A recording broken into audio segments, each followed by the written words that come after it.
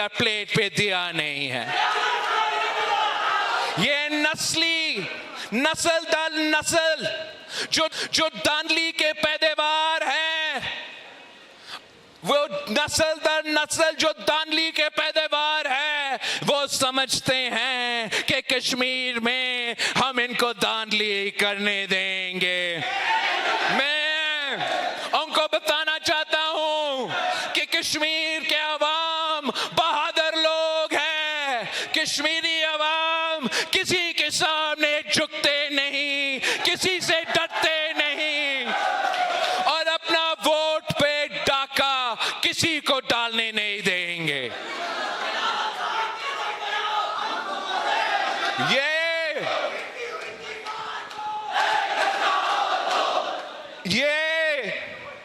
जब पहले दफा इनका जमात का कायद पंजाब का वजीर आला बना, तो वो धांधली की वजह से और IJI का कहानी की वजह से वो वजीर आला का कुर्सी संभाला। जब इनकी जमात का कायद पहली दफा वजीर आजम बना, तो अस्कर खान केस के नतीजे में और धांधली ज़दा वजीर आजम बना। जब तीसरी दफा वजीर आजम बना, तो आरओ इलेक्शन की वजह से वजीर आजम बना। अगर कोई आज वजीर आला का कुर्सी कोई संभाल रही है, और अगर कोई वजीर आजम का कुर्सी संभाल रहा है, तो बच्चा को मालूम है कि ये आपकी कारकर्दगी की वजह से नहीं, ये अवाम की वोट की वजह से नहीं, ये फॉर्म 47 की वजह से, फॉर्म 47 की वजह से बैठे हैं। वो किस मुंह से इनकार कर सकते हैं?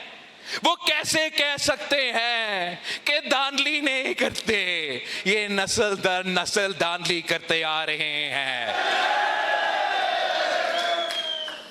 इन्होंने ये सोचा कि ये मीरपुर डिवीजन में वो धांधली करके झूठे रिजल्ट्स आम करे, और मुजफ्फराबाद डिवीजन में होने वाले इलेक्शन में आप पे, यहाँ के शहरियों पे, यहाँ के वोटर पे एक सियासी दबाव आ जाएगा, और वो फिर जोर जबरदस्ती जो अपनी परफॉर्मेंस की वजह से उनको वोट नहीं मिलता, जो अवाम के एतबार ना होने की वजह से उनको अवाम का साथ नहीं मिलता, उनका नाकाम नालायक तरीन वफाकी हुकूमत में परफॉर्मेंस की वजह से जो अवाम उनसे नफरत करते हैं, गाली देते हैं, तो वो आपसे वोट नहीं मांग रहे, वो आप पे हक पे डाका मारना चाहते हैं, आपके वोट पे डाका मारना चाहते हैं। मगर उनको मैं बताना चाहता हूं कि ये मुजफ्फराबाद है,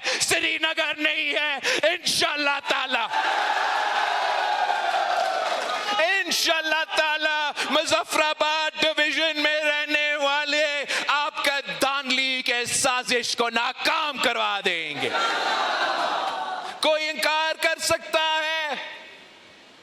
कोई इनकार कर सकता है कि इन्होंने जावेद पठानवी के सीट पे मेरे कारकुन को शहीद करके अपना शिकस्त को जीत में तब्दील किया है?